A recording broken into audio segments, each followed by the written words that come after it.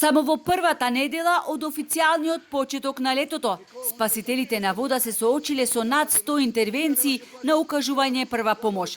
Ваквиот биланс на инциденти го вклучи алармот од потребата да се ангажираат спасители на сите плажи и капалишта.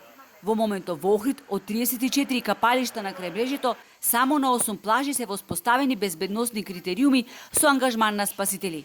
Во соседна Струга во ек на сезоната, на капалиштата не се обезбедени нити најнеопходните мерки за безбедно функционирање. Спасители има само на една плажа. Онаму каде што нема спасители, капалиштата се потполно небезбедни и треба да се избегнуваат, укажуваат од Охридскиот Црвен крст. За жал, таква е ситуацијата. Ние сме тука колку можеме да помогнеме со спасителите, но и со патроли, бидејќи на овие капалишта кои што не се на некој начин уредени, сепак доаѓаат гости, доаѓаат капачи, доаѓаат туристи. Гледаме ето да излеземе во пресред, да имаме некои патроли кои што не може да бидат 24 сати, но во одреден период од денот, во најфреквентните денови да имаме патроли на медицински тимови и на тимови на спасители на вода. Никаде, на ниту една плажа вдолж целото Охридско-Струшко крајбрежје не е поставена табла на која согласно правилникот треба да стои дека капалиштето е небезбедно, вели Точков.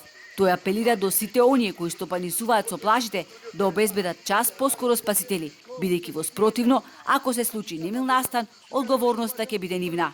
Згора на се, треба да се има предвид дека бројот на спасители последниве 4 години е многу мал.